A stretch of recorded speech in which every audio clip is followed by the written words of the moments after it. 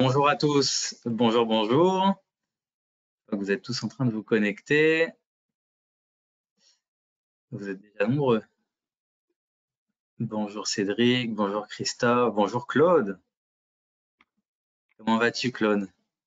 Alors j'en profite, il y a Américo aussi, bonjour à tous. J'en profite de quelques minutes avant de démarrer la présentation avec Julien pour vous dire que sur GoToWebinar, puisqu'on vient de changer d'outil pour la diffusion de nos webinaires, vous avez un onglet questions que vous pouvez utiliser pour nous poser toutes vos questions en live. Donc, je ne sais pas si vous le voyez, c'est tout en bas à droite, vous avez un petit bouton questions et ce sera lu par moi et par Julien. Donc, on les traitera en direct. N'hésitez pas à nous écrire là-dedans. Si vous voulez tester, vous pouvez nous écrire un petit bonjour et puis on verra si ça s'affiche bien. Voilà, vous continuez à bien vous connecter. Super, il y a beaucoup de monde. Je t'avais dit, Julien, les webinaires LMNP sont toujours un grand succès. Ça intéresse beaucoup de monde. Je pense à raison. C'était déjà le cas l'année dernière et maintenant avec le détricotage de la loi Pinel, il y a un report inévitable finalement sur ton dispositif, sur celui sur lequel tu travailles principalement.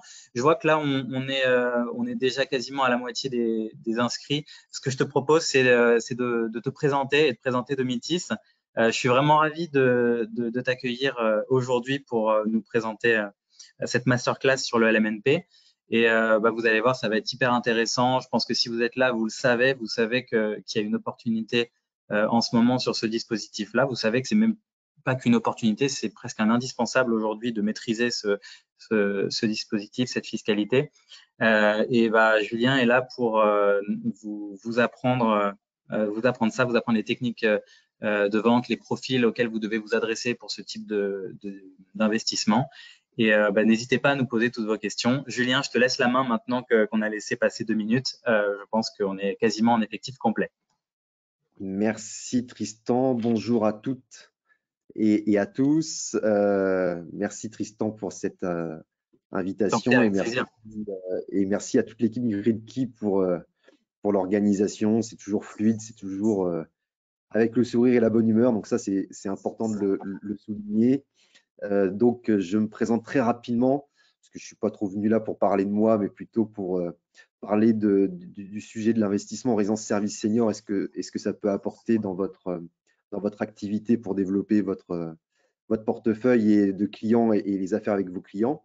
Donc moi, je suis donc Julien B. J'ai le plaisir de diriger depuis quelques années déjà la structure Domitis Invest, qui est donc la filiale de commercialisation et de conseil en investissement du groupe quasi éponyme Égide Domitis, qui, on le verra tout à l'heure, est à la fois le pionnier et le leader du marché des résidences services seniors. Et pour être tout à fait complet dans la présentation, on va dire wiki, le groupe Égide Domitis est désormais membre du groupe AG2R La Mondiale, le groupe de protection sociale connu de tous, leader en matière de prévoyance, de retraite et de protection du patrimoine. Voilà pour l'entrée en matière. Donc, je suis censé vous partager mon écran. Ouais, ça marche bien. C'est ça, tu peux te mettre en diaporama. Et puis comme ça, on verra encore mieux. Ça marchait pendant les répétitions, ça marche toujours? Ça marche toujours. D'ailleurs, j'en profite si vous souhaitez voir un petit peu mieux, en plus gros, je dirais. Julien va passer en diaporama, mais vous pouvez aussi, entre les webcams de Julien et la mienne et la présentation, vous avez une petite barre que vous pouvez remonter ou baisser selon ce que vous voulez agrandir. Donc, n'hésitez pas pour avoir une meilleure vue du partage d'écran de Julien à la remonter. Bon, maintenant que tout le monde a voilà, passé mais là, on voit très bien. Avec la config que tout le monde voit, c'est parfait. Alors, on vous a proposé l'intitulé de masterclass suivant, comment sécuriser sa rentabilité sur le long terme en investissant en résidence senior. Et avant de rentrer dans le vif du sujet et de détailler tout ça, on souhaitait déjà partager avec vous et revenir sur une définition un peu de base. Qu'est-ce qu'une résidence service senior et surtout ce que ça n'est pas. Donc, une résidence service senior, pour reprendre l'intitulé exact qui est formulé sur votre écran, ce sont des établissements non médicalisés, composés de logements indépendants, organisés autour d'espaces de services permettant de répondre aux besoins des seniors non dépendants et de leur proposer des activités adaptées au bien vieillir. Je dirais que dans cette définition, on a déjà toutes les thématiques qu'on va développer autour de cette masterclass.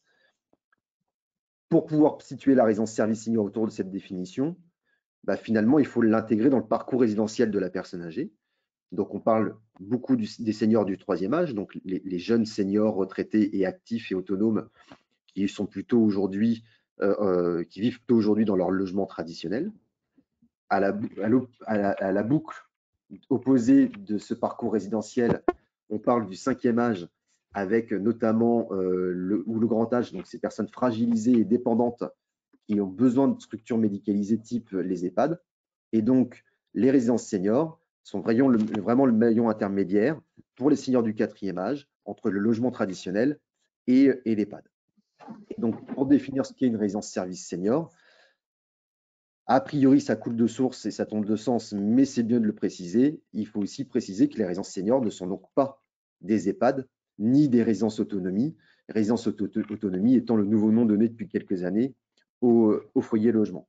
Alors, juste pour mettre les choses au clair, ne me faites pas dire ce que je n'ai pas dit dès cette introduction. Je ne suis pas en train d'opposer résidence service senior et EHPAD. Ce n'est pas du tout mon propos.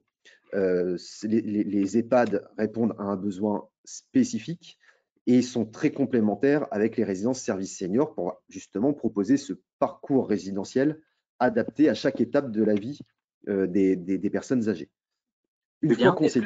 Excuse-moi, je t'interromps. Est-ce que tu es en train de dérouler les slides ou pas? Parce qu'on est toujours sur ta première slide. Ah, d'accord. Ouais. Donc, si tu veux, voilà, c'est nickel. C'était bien le diaporama. Là, on est bien sur la bonne slide. La définition que je vous donnais, c'était cette définition-là. Et donc, du coup, je vais vous situer la résidence service senior dans le parcours résidentiel de la personne âgée.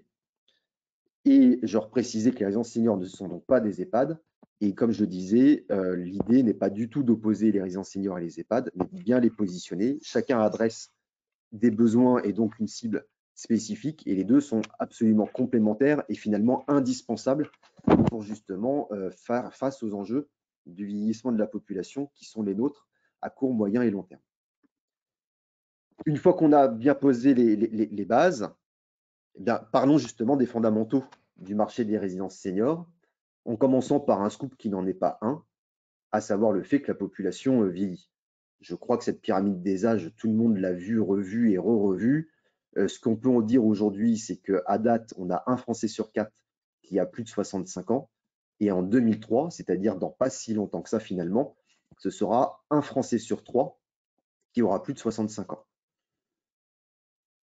Mais au-delà du fait que la population vieillit, finalement, le phénomène le plus important qui bouscule un petit peu les besoins, c'est que les seniors vivent de plus en plus longtemps. Vous avez ici devant vos yeux l'évolution de l'espérance de vie des seniors de 1950 à quasiment nos jours. Bon, ça augmente autant pour les femmes que pour les hommes, mais concrètement, ça veut dire quoi? Ça veut dire que dans les années 70, compte tenu de l'âge de départ à la retraite de l'époque, qui était, je le rappelle, de 65 ans, et de l'espérance de vie, on avait donc une durée de vie moyenne à la retraite qui était de 10 ans. De nos jours, compte tenu justement du vieillissement de la population et d'un âge de départ à la retraite dont je ne remettrai pas le sujet sur la table, qui a été suffisamment sujet à débat cette année, nous sommes sur une durée de vie moyenne à la retraite de 19 ans. C'est-à-dire que depuis 1970, la durée de vie moyenne à la retraite a donc doublé. Et donc, automatiquement, les besoins évoluent. Et c'est un peu ce qu'on a aperçu dans le cadre de cette définition introductive. On parle désormais du troisième âge, du quatrième âge et du cinquième âge. Le troisième âge, tout le monde connaît, ce sont justement ces jeunes retraités actifs, autonomes et a priori indépendants, qui n'ont besoin ni de vous, ni de moi, ni de Domitis, ni qui que ce soit, pour organiser leur quotidien. On estime que c'est à peu près 60% des retraités aujourd'hui qui sont encore dans cette phase de troisième âge.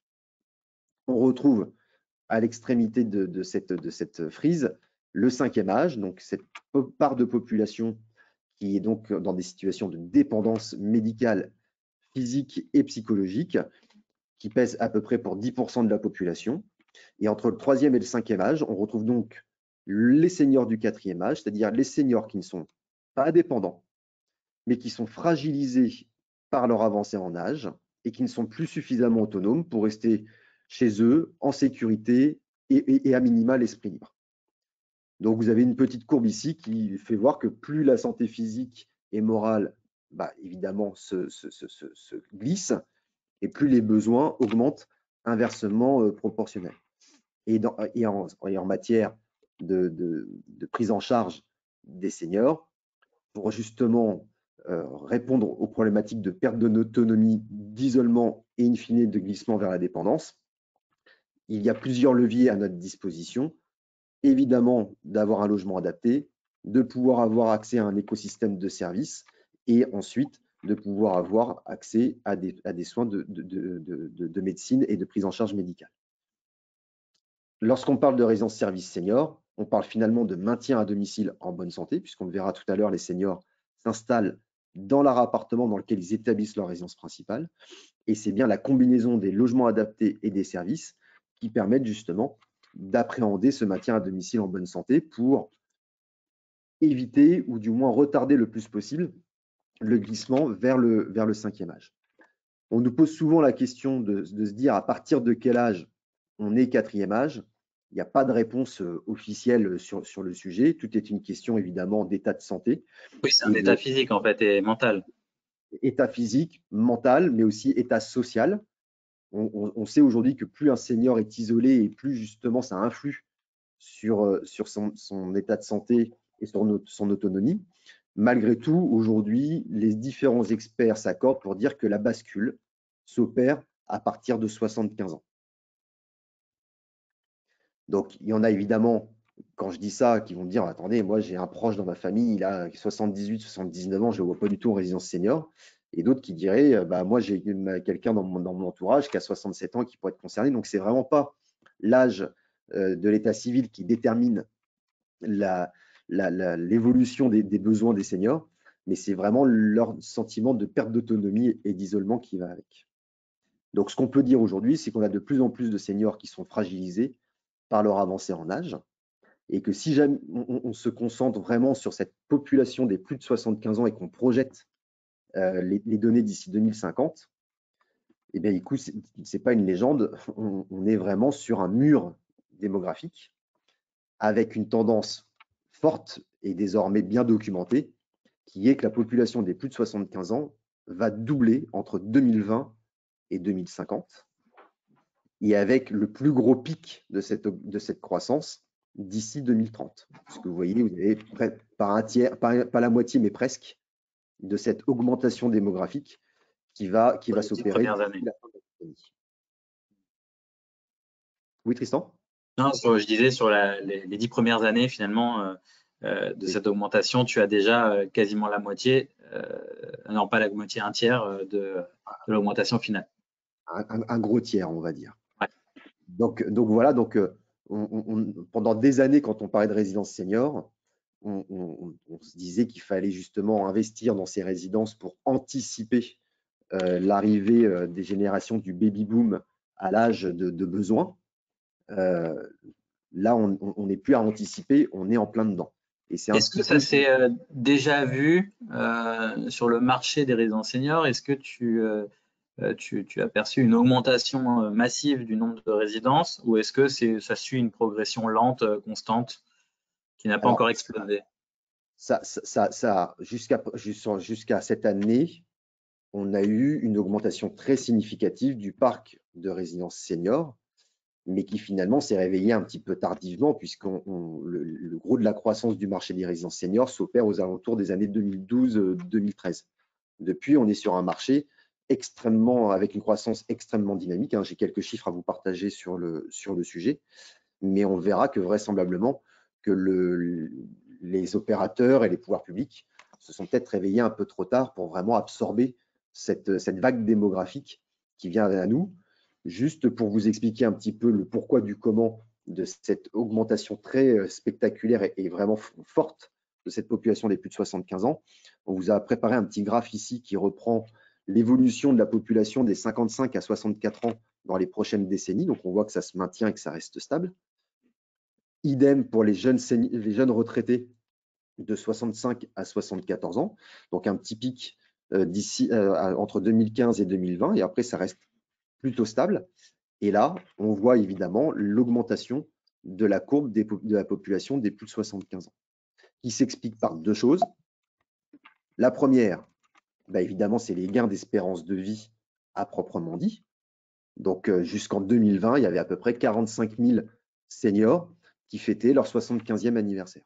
À partir de 2020, là, on voit vraiment l'impact justement de ces naissances nombreuses après-guerre qu'on appelle le baby-boom, où là, si on cumule les gains d'espérance de vie plus l'arrivée massive des baby-boomers à cette âge de besoin, c'est à peu près 180 000 nouveaux seniors qui vont mettre une 75e bougie sur leur gâteau chaque année. En termes de chiffres, ça fait donc entre 2022 et 2032 plus 1,5 million de seniors de plus de 75 ans. Et enfin, si on se projette d'un point de vue un peu plus macro, à partir de 2020, la population des plus de 75 ans, qu'on résume au quatrième âge, est la part de la population qui va le plus augmenter, toute tranche d'âge confondue. Vous voyez ici sur ce slide que la part des seniors dépendants va augmenter, mais va rester relativement mesurée par rapport justement au phénomène de vieillissement. Et c'est vraiment la part des 75 ans ou plus qui va le plus augmenter sur les années qui viennent. Donc, ce qui est assez intéressant avec la démographie, c'est qu'on est sur une science quasi exacte. Il peut y avoir des fois des petits comment dirais-je, écarts de courbe compte tenu de la conjoncture. Mais globalement, ce qu'on annonce aujourd'hui sont déjà ce dont on parlait il y a 10, 15 et 20 ans.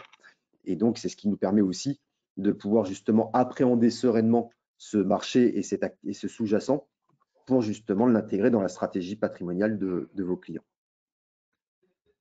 En face de cette évolution des besoins qui est indiscutable, on a une réalité de l'offre aujourd'hui qui est largement inférieure aux besoins. Vous avez ici un petit graphe qui reprend l'évolution du nombre de seniors de plus de 75 ans entre 2000 et 2020. Donc là, ce n'est pas pour parler d'aujourd'hui et de demain, mais c'est pour faire un peu la rétrospective. Vous avez en face de cette courbe le nombre de logements adaptés aux personnes âgées, tout confondu, donc EHPAD, foyer logement, résidence senior, etc. Et vous avez sa traduction en termes de taux d'équipement. Combien j'ai de logements adaptés pour seniors de plus de 75 ans? Et donc, vous voyez qu'en l'an 2000, on est passé d'un taux d'équipement de 13,55%, qui était déjà très insuffisant à l'époque, à un taux d'équipement de 12,45%, qui est donc très largement insuffisant également. Si aujourd'hui, on se pose la question de se dire combien il faudrait construire de logements, non pas pour répondre aux besoins d'aujourd'hui et de demain, mais ne serait-ce que pour récupérer le taux d'équipement de l'an 2000, on se rend compte qu'on a accumulé en fait un déficit de 100 000 logements. Donc, si on fait une traduction de une résidence, c'est 100 logements, on a donc un déficit de plus de 1000 résidences accumulées entre 2000 et 2020, alors qu'on n'était pas encore devant ce mur démographique que l'on vient d'évoquer. Je te coupe juste pour rappeler à ceux qui sont arrivés entre-temps que vous avez un espace pour poser vos questions, que ces questions sont envoyées directement à moi, donc vous ne voyez pas les questions posées par les autres spectateurs.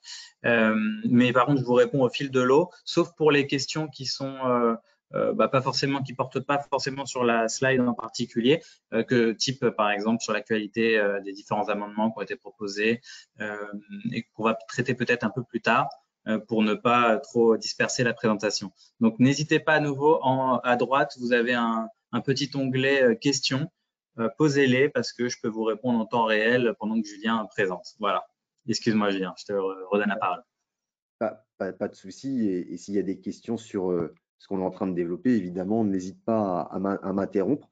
Parce que comme je ne vois pas autre chose que mon support… Ouais, je m'en occupe. Je te relais tout ça. S'il y a des questions techniques, je te les relais. Voilà. Donc, ce qu'on disait, c'est que donc une évolution des besoins indiscutable, une offre largement inférieure à ses besoins. Et pour vraiment compléter la connaissance de ces fondamentaux du marché des résidences seniors, ce qu'on doit aussi appréhender, c'est le fait que l'offre existante est complètement déséquilibrée. Encore une fois, mon propos n'est pas d'opposer résidence senior et EHPAD, mais plutôt de comprendre le pourquoi du comment il est nécessaire d'accélérer sur le développement de cette offre en résidence senior. En fait, ce qu'il faut savoir, c'est que pendant des années, on ne parlait pas de résidence senior ou d'EHPAD ou de foyer logement ou de choses comme ça. On parlait tout simplement de maisons de retraite. Les foyers logements sont une émanation des maisons de retraite avec une dimension, on va dire, un peu plus sociale que ce qu'on avait dans les maisons de retraite. Mais à l'époque, ces établissements étaient généralistes et accueillaient finalement toutes les personnes à la retraite qui ne pouvaient plus rester chez eux. À la fin des années 90, début 2000, justement, face à cette évolution de l'espérance de vie et à l'augmentation du nombre de seniors dépendants, les hôpitaux se sont retrouvés assez vite engorgés par justement la prise en charge de seniors plutôt en pathologie lourde et en fin de vie.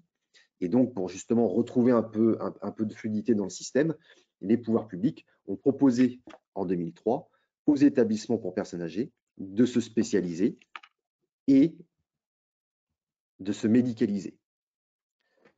L'effet a été radical, la politique publique a bien fonctionné, puisque à la fin des années 2010, donc en à peine 10 ans, on avait plus de 75% des maisons de retraite et foyers logements qui avaient basculé en structure médicalisée de type EHPAD. Donc évidemment, dans le cadre de la prise en charge des seniors dépendants, ça a plutôt été, à mon avis, d'une grande efficacité, sauf que pendant ce temps-là, ça a créé un énorme trou d'air pour les seniors non dépendants. Et on s'est retrouvé finalement avec un choix cornélien pour les personnes âgées. Soit je reste chez moi dans un logement inadapté à ma perte d'autonomie, soit je vais dans une structure médicalisée qui est inadaptée à mes besoins et qui du coup va créer un décalage sur le sujet. Au-delà de toutes ces dates et de tout ce phénomène, ce qu'il faut retenir à mon sens pour avoir une vision bien éclairée du sujet, c'est qu'aujourd'hui, le parc de logements adaptés pour les personnes âgées est à 75% médicalisé, alors qu'on a 75% des besoins qui ne le sont pas.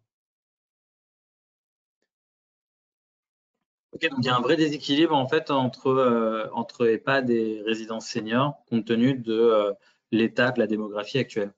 C'est ça. Donc en fait, le déséquilibre, il ne doit pas être appréhendé sur le fait qu'il y a trop d'EHPAD, parce qu'il n'y a pas trop d'EHPAD. C'est que par contre, il n'y a pas assez de logements adaptés aux seniors non dépendants de type résidence senior. Est-ce que, alors, j'ai pas vu qui a posé la question sur les taux d'équipement, j'ai pas le nom qui s'affiche. Est-ce que c'est avec les explications pardon, de Julien? N'hésitez pas à reposer la question si c'est toujours pas clair. Et on a une autre question d'une personne qui nous demande, je sais pas pourquoi les noms, c'est pas grave.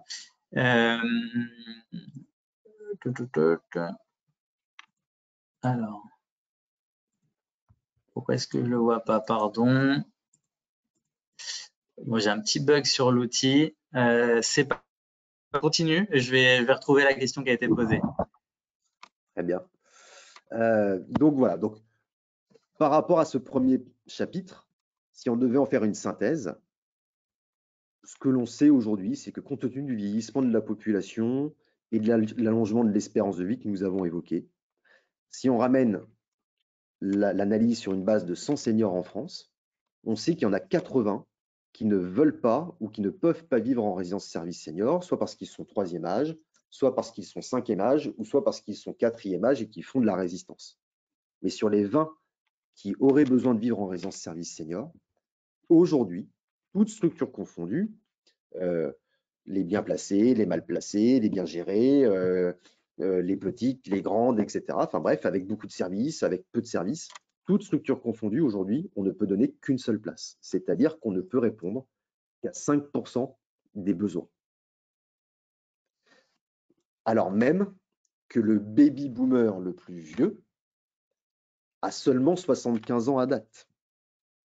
Donc, quand on faisait le parallèle entre le mur démographique qui nous attend en termes justement d'augmentation de cette population des plus de 75 ans, et malgré le fait, on le verra tout à l'heure, qu'on est sur un marché qui a connu des croissances très dynamiques sur ces dernières années, on est très très loin du compte par rapport aux enjeux qui sont ceux de notre société.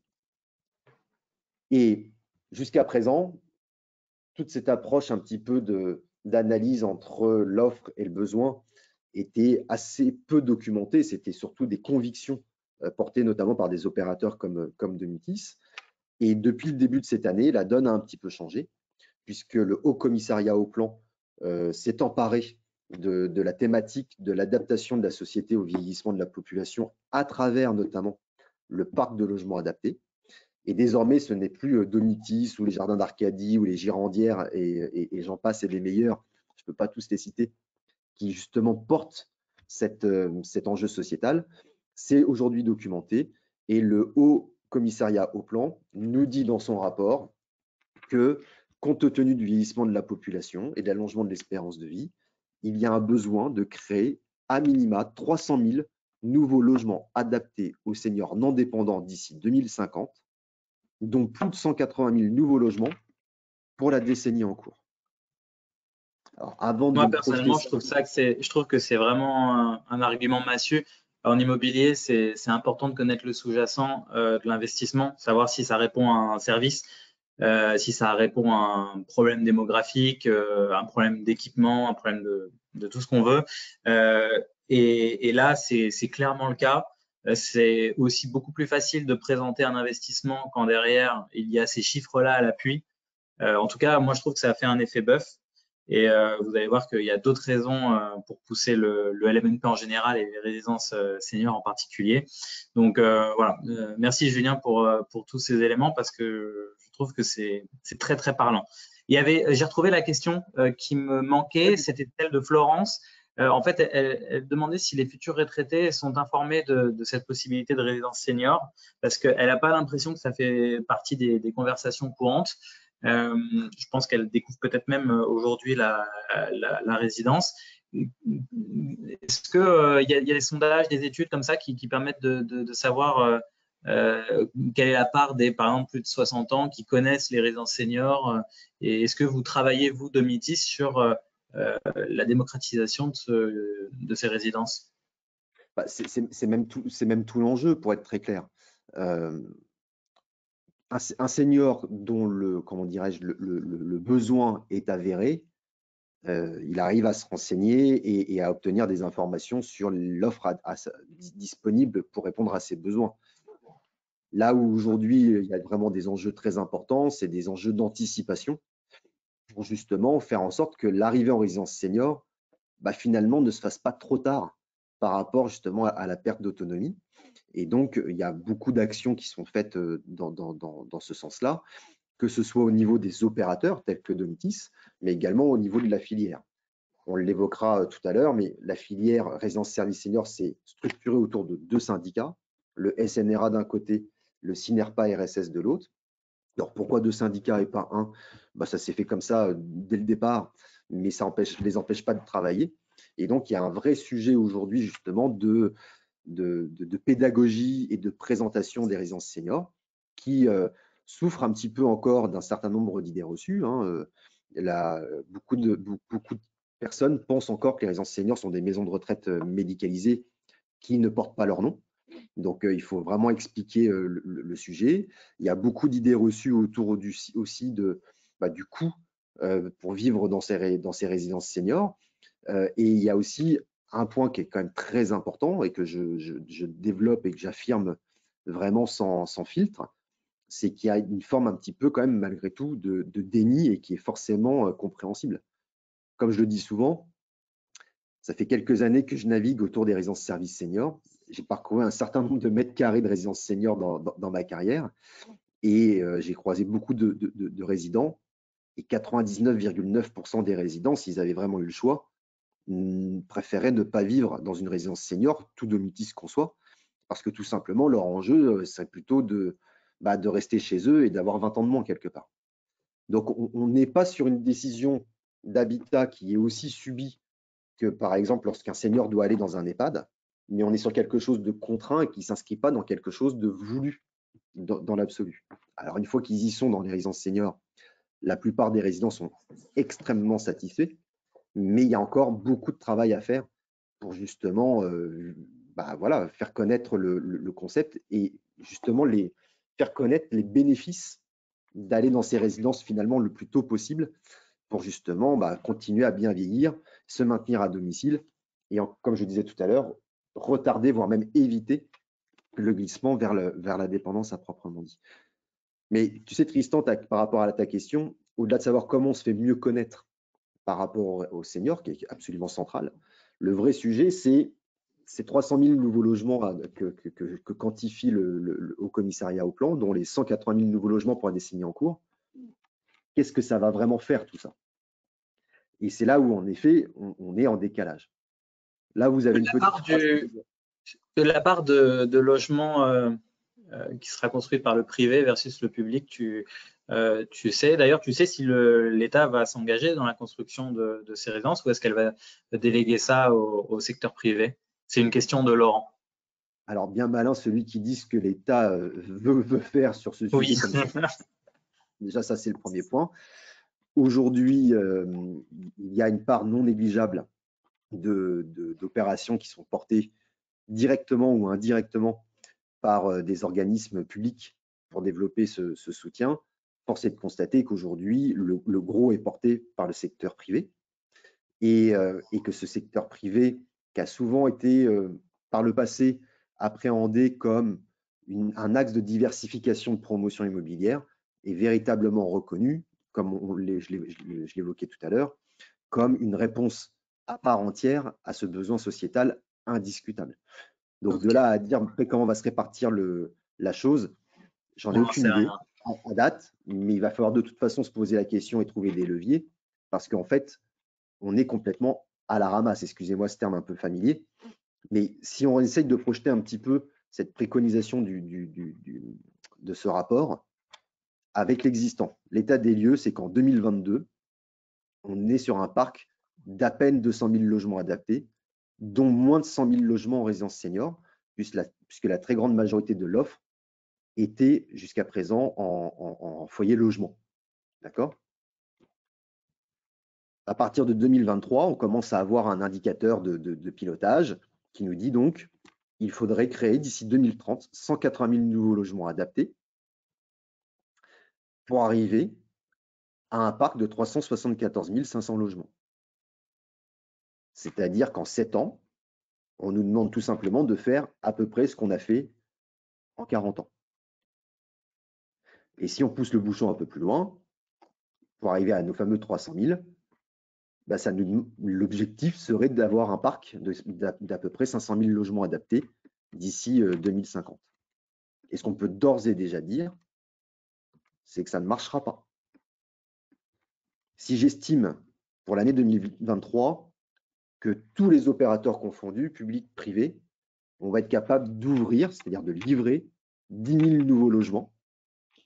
Et vous voyez, c'est indiqué ici, hein, c'est une fourchette très, très, très, très haute, à laquelle personnellement je ne crois pas. Je pense qu'on sera bien en dessous de ces 10 000 nouveaux logements. Pour vous donner un ordre d'idée, hein, à titre de comparaison, chez Domitis, cette année, on livre et on met en exploitation 2200 nouveaux logements. Et c'est notre année record de livraison. Et on pense que, même si on n'a pas de données fiables sur le sujet, que Domitis va peser pour 35 à 40% des livraisons de l'année. Donc, vous voyez, on n'y est pas aux 10 000. Mais en estimant qu'on y soit, et surtout en estimant qu'on maintienne ce rythme de création chaque année jusqu'en 2030, on ne sera pas à 374 500, on sera à 250 000. En réalité, la recommandation du Haut Commissariat pour 2030 serait plutôt réalisée entre 2040 et 2050, à condition de maintenir ce rythme de livraison qui, a priori, au moins sur les 2 ou 3 prochaines années, ne sera pas au rendez-vous. Parce que ce qu'on doit rappeler, c'est que les logements qu'on livre cette année, qu'on va livrer l'année prochaine, sont des opérations qui ont été montées et embarquées il y a déjà 3 ou 4 ans. Tristan, tu l'évoquais tout à l'heure, il y a une conjoncture immobilière aujourd'hui qui est la nôtre et qui fait qu'il y a beaucoup moins d'opérations de lancer. Donc, il n'y a pas besoin d'être un grand devin pour dire qu'à partir sur les années 2025 et surtout 26-27, il y aura beaucoup moins de livraisons que ce qu'on connaît jusqu'à présent. Et donc, on ne sera pas au rendez-vous de ces préconisations-là. Voilà. J'ai plein de questions, mais comme le temps passe, j'essaye de ne pas toutes te les poser. Donc, excusez-moi si je ne relais pas toutes vos questions. Mais on doit un petit peu avancer.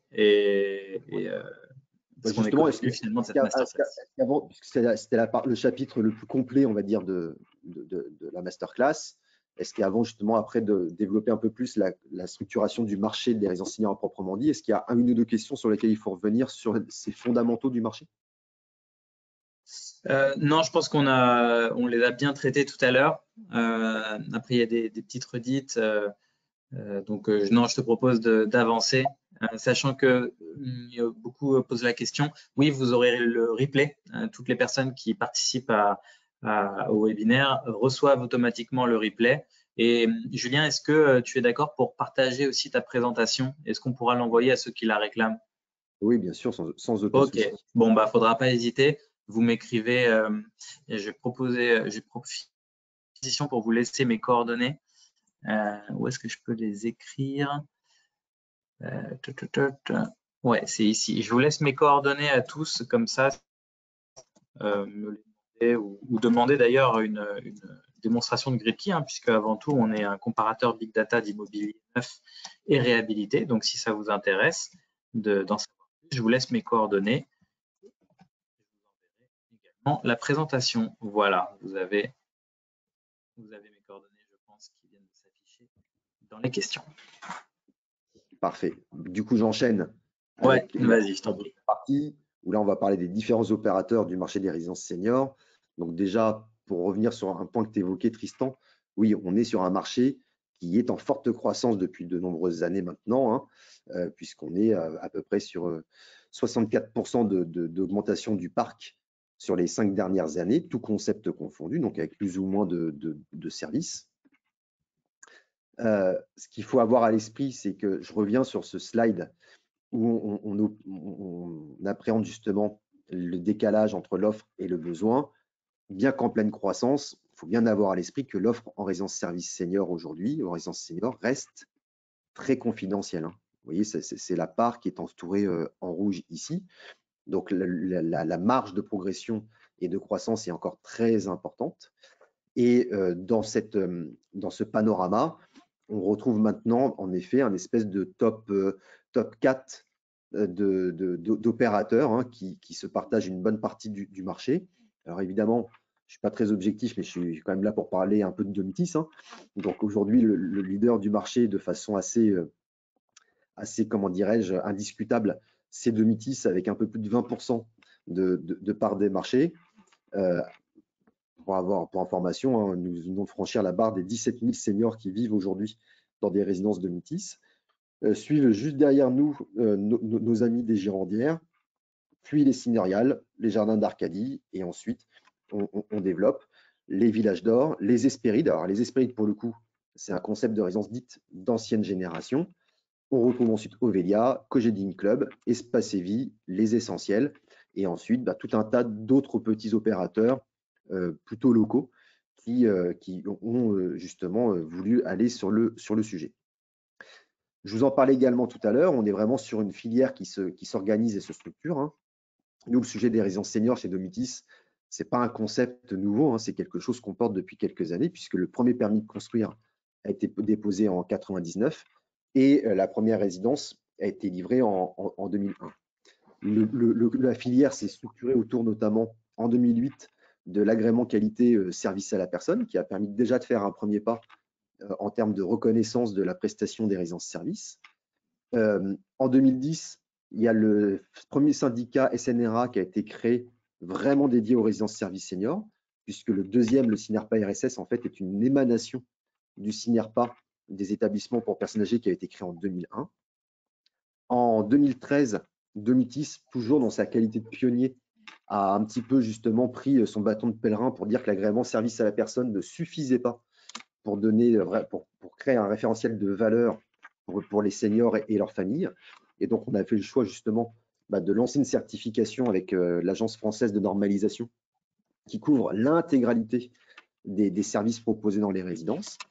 Cette certification a particulièrement permis d'influencer, si je peux me permettre le terme, de créer dans la loi d'adaptation de la société au vieillissement de la population de 2016 une véritable définition et un référentiel pour les résidences seniors en France qui a débouché sur la création du label Visea, qui est le premier label qualité des résidences services seniors, qui est justement géré et porté par les 2 syndicats professionnels dont je viens de parler. Donc, on est vraiment sur un marché qui est en train de s'institutionnaliser en tant que réponse sociétale. Et accessoirement, c'est quelque chose qu'on retrouve aussi d'un point de vue capitalistique, puisque en 2021, le groupe de protection sociale AG2R La Mondiale est devenu l'actionnaire de contrôle de Domitis et donc justement souhaite s'investir aussi sur ces problématiques du bien vieillir, au-delà même de la partie du volet financier de la retraite, mais avec justement tout cet écosystème de logements et de services adaptés pour justement maintenir le bien vieillir. Je fais un peu de promotion interne pour Domitis, quelques chiffres clés pour ce qui concerne Domitis à proprement dit en 2023. J'en ai parlé tout à l'heure, on est sur une année extrêmement soutenue en termes de livraison de résidences, puisque à date, on en a déjà ouvert 16 et qu'il y en a déjà 4, enfin qu'il y en a 4 de plus, pardon, de programmés sur le 4e trimestre. À date, nous avons un parc de 164 résidences, dont 5 à l'étranger, ce qui en fait donc 159 en France. Et sur ces 159 résidences en France, nous en avons d'ores et déjà 136 qui sont labellisées Visea. La grosse vingtaine qui ne l'est pas encore, c'est tout simplement parce qu'il y a un délai de latence entre le moment où on ouvre la résidence et le moment où la certification débute. Et donc, c'est des choses qui se complètent au fur et à mesure. On a eu le plaisir d'accueillir 5 552 nouveaux résidents depuis le début de l'année, donc 17 000 résidents permanents. Nous avons le plaisir de communiquer sur ce taux d'occupation de 97% qui finalement résume l'intervention ou la reformulation de Tristan tout à l'heure sur justement les atouts de la résidence service senior et de ce marché dans le cadre de stratégies patrimoniales et d'investissement locatif. Et ce qu'il faut savoir aussi, c'est qu'au-delà de cette occupation, on va dire, extrêmement robuste, les résidences services seniors ont aussi une activité de séjour court de plus en plus développée, puisque regardez, chez Domitis, c'est quand même 273 000, on va dire 274 000 nuitées qui ont été faites en plus de l'occupation permanente depuis le début de l'année, notamment pour tout ce qui va être séjour découverte, pour permettre aux résidents de tester le concept avant de prendre la décision de s'installer, mais également pour faire des séjours courts de répit pour permettre aux aidants d'avoir un peu de répit, pour accompagner des sorties de convalescence et d'hospitalisation. Bref, une offre qui malgré tout évolue et qui s'adapte aussi aux différents profils de seniors qui peuvent être intéressés par ce type de solution. Évidemment, toute cette offre est à retrouver sur Gridkey. Hein. Vous pouvez, en vous abonnant à notre plateforme, eh bien, accéder à tout le stock de Domitis et puis évidemment les proposer à vos clients, puisque Julien nous permet de les commercialiser pour lui. Et donc, pour justement finaliser et résumer et conclure cette partie, un chiffre qui est finalement le plus important, au-delà même du taux d'occupation, c'est le haut niveau de satisfaction des résidents, puisque selon la dernière enquête de satisfaction du groupe, 96% des résidents qui vivent chez Domitis se disent satisfaits. Et donc, automatiquement, ça prouve la bonne adéquation qu'il y a entre ce phénomène démographique, cette offre qui est importante à développer et la qualité de cette offre qui doit être finalement l'indicateur principal d'aiguillage, puisque malgré tout ce qu'on est en train de se dire, la faute serait de penser qu'il suffit de construire 4 murs, un toit et de mettre une plaque résidence senior pour que ça fonctionne. Il y a une vraie création de valeur qui est nécessaire à l'intérieur. Et si vous n'êtes pas au rendez-vous des services, votre résidence ne fonctionnera pas, malgré le fait qu'il y ait un besoin énorme. Donc les résidences Domitis, très rapidement, puisqu'un concept, une réalité, c'est tout d'abord des emplacements plutôt au cœur de ville ou à proximité immédiate pour justement rester connecté à l'ensemble des services et commodités de la cité, comme on dit, que ce soit en termes de commerce, que ce soit en termes de services administratifs, mais aussi et surtout en termes de services de soins médicalisés, puisqu'encore une fois, les résidences seniors ne sont pas médicalisées, mais on a des seniors qui développent des besoins de santé de plus en plus importants en fonction de leur avancée en âge. Donc, il faut être capable, malgré tout, de pouvoir leur apporter cette réponse-là. J'en parlais également tout à l'heure, mais c'est un point sur lequel j'insiste assez lourdement quand on parle de résidence senior. On ne parle pas de chambre, comme dans un EHPAD, mais d'un véritable appartement dans lequel le senior va venir avec, s'il le souhaite, ses propres meubles, ses propres décorations, son animal de compagnie et y établir sa résidence principale. Une grosse majorité d'appartements type 2, parce qu'évidemment, la grande majorité des seniors qui viennent chez Domitis sont tous des personnes seules, et plus particulièrement des femmes, mais également des appartements type 3, soit parce que ces personnes veulent des logements un peu plus grands, mais également pour répondre à une demande de couple qui est, elle aussi, de plus en plus importante. Et enfin, dans les résidences Domitis, souvent au rez-de-chaussée de la résidence, des espaces de service qui peuvent aller jusqu'à 1000 m² et entièrement dédiés au bien vieillir. Donc après, ça va être là la différence un petit peu d'étalonnage qu'il y a entre les différents opérateurs, c'est quelle est la conviction et la conception de la délivrance des services dans les résidences.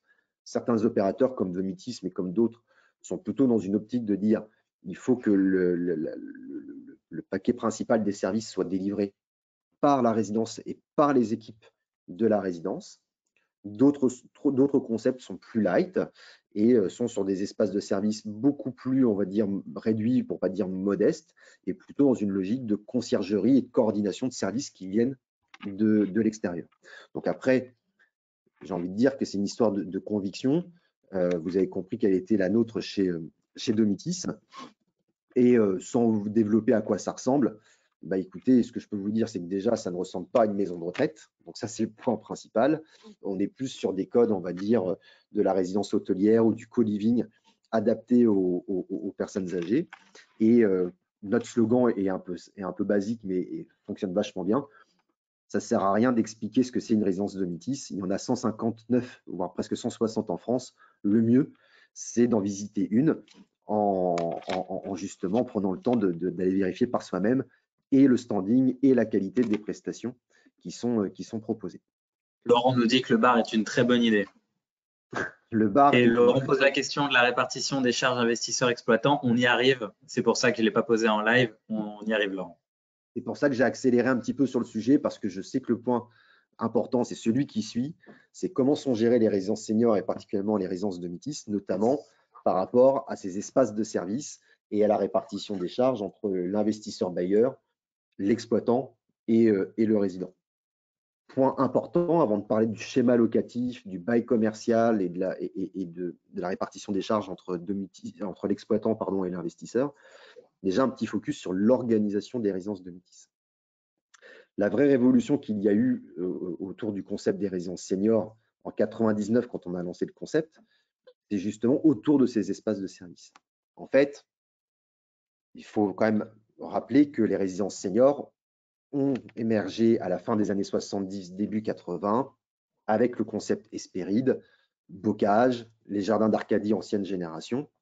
Et la difficulté de ces résidences, c'est qu'elles étaient gérées en copropriété, c'est-à-dire qu'en fait, les espaces de service étaient des parties communes et les services étaient gérés par l'association des copropriétaires de la résidence. Donc, je ne développe pas, mais tout le monde, je pense, comprend bien quelles étaient les limites de ce système-là. Et la révolution portée par Domitis a été de justement distinguer très clairement les logements et les parties communes d'un côté et les espaces de service de l'autre.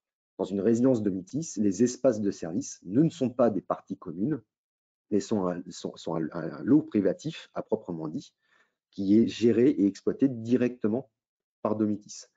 Ce qui implique que toutes les charges de copropriété relatives à ces espaces de service, les frais de gestion, d'entretien, de réparation et d'éventuelles mises aux normes sont nécessairement à la charge de Domitis. Et les services ne coûtent qu'au résident, qui va avoir à sa disposition un panel de services soit à la carte, soit en formule, et il ne va payer que ce qu'il consomme. Pour l'investisseur, il n'y aura jamais de charge supplémentaire du fait de ces services. Au pire, il aura exactement le même niveau de charge que dans n'importe quel appartement, on va dire résidentiel. Et je le dis et je le répète, les espaces de service sont gérés et exploités directement par Domitis et le coût de ces services n'incombe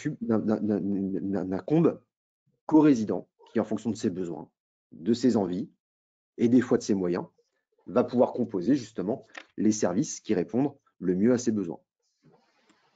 Donc ça, c'est vraiment le point important, parce qu'après, ce qu'on va se dire, il reste du très classique en matière d'immobilier géré, avec un schéma locatif à la fois simple et très sécurisé, puisque l'investisseur qui va donc devenir propriétaire de l'appartement va signer son contrat de location, en l'occurrence un bail commercial, directement avec Domitis, qui va s'engager sur un montant de loyer, que le logement soit occupé ou non, et qui ensuite va sous-louer l'appartement au senior, qu'il va proposer avec justement les fameuses formules de service pour répondre aux besoins de chaque résident.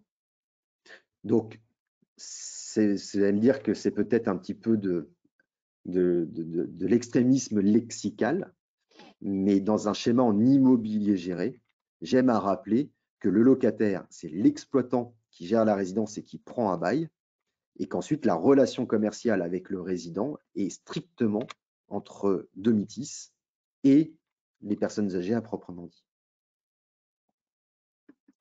C'est un schéma qui m'amène à parler de l'un des atouts majeurs à mettre en avant auprès de vos clients investisseurs, qui est la tranquillité d'esprit. C'est-à-dire que l'exploitant, une fois que, en l'occurrence Domitis, peut-être que Julien pourra mettre en avant le gestionnaire Domitis un petit peu plus tard dans la présentation, mais une fois que cet acteur est sélectionné, fiable, vous avez des loyers garantis. Et votre client investisseur, lui, ne se soucie de rien, ne se préoccupe de rien. Il n'a pas à trouver le remplaçant de monsieur ou madame qui décide de partir ou qui doit partir malheureusement en EHPAD ou autre. Donc voilà, c'est un vrai argument à mettre en avant, c'est la tranquillité d'esprit vis-à-vis de son investissement. Et comment se matérialise cette tranquillité d'esprit? Elle se matérialise déjà par une durée de bail de 11 ans ferme et renouvelable, c'est-à-dire que Domitis renonce à sa faculté de résiliation triennale dans le cadre de ce bail. Ça, c'est le premier point qu'on retrouve chez d'autres, mais qui est important. L'autre élément vraiment très fort de confort et de sécurité, pour ne pas dire de sérénité, c'est que dans le bail Domitis prévoit un versement des loyers tous les mois, que le bien soit occupé ou non. J'insiste bien sur le sujet, comme vous venez de le dire, Tristan. C'est vrai qu'en matière d'immobilier géré, on a plutôt tendance à avoir des versements de loyer au trimestre. Donc là, chez Domitis, c'est tous les mois. On met également un principe de revalorisation des loyers sur la base de 100% de l'indice de référence. Il n'y a pas de plafonnement dans cette indexation, sauf imposé par l'État de façon très conjoncturelle sur les 2 années qu'on est en train de vivre, mais il n'y a pas de plafonnement de l'indice de revalorisation. J'avais une question pour toi, Julien, là-dessus.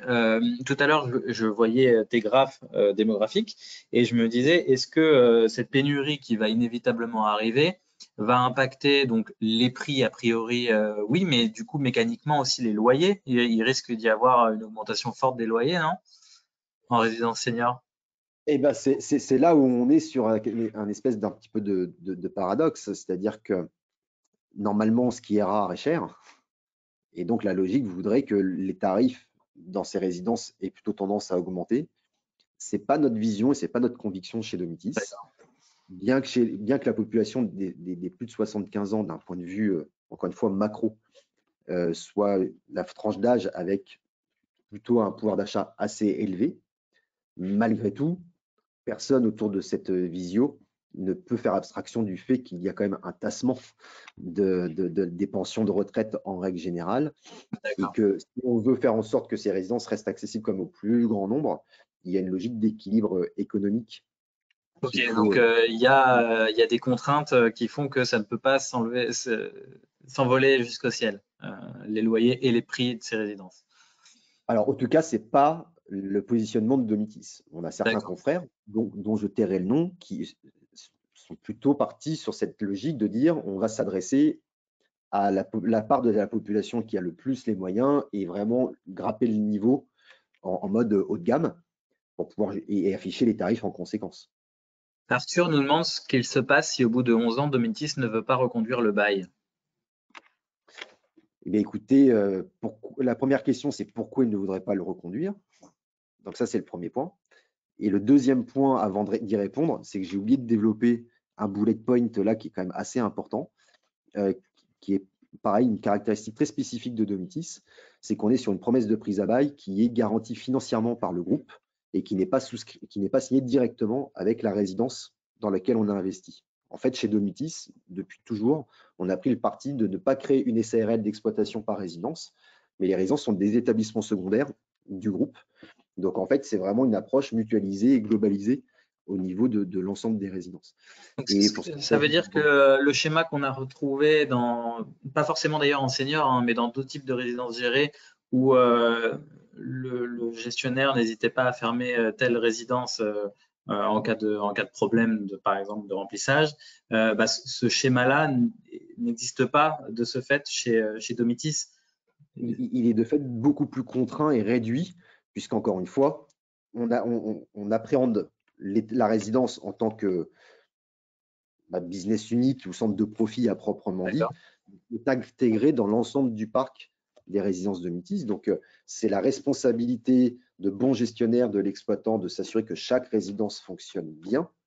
Mais pour le cas où une résidence connaîtrait momentanément une difficulté, c'est évidemment la mutualisation avec l'ensemble du parc qui va faire justement le relais plutôt que la décision, on va dire, radicale, comme on a pu l'observer chez d'autres opérateurs de d'autres concepts. Isabelle nous demande quelle est la durée de la reconduction du bail. Le bail est reproposé sur une nouvelle durée de 11 ans ferme. OK. Et là, ce n'est pas une intention de peut-être on va le faire, c'est déjà ce qui se passe aujourd'hui. Laurent pose une question plus concrète, encore plus concrète. Il nous demande comment il peut organiser une visite dans la résidence de Valenciennes, parce qu'apparemment il a des clients investisseurs. Je la pose maintenant, j'aurais peut-être pas dû l'oublier, parce qu'il est apparemment très concret pour le coup. Eh bien, là, je dirais qu'il y a deux options. Évidemment, en passant par votre plateforme préférée qui est Gridkey. Et le cas échéant, nous, on prend le relais derrière avec nos équipes commerciales pour vous accompagner sur place.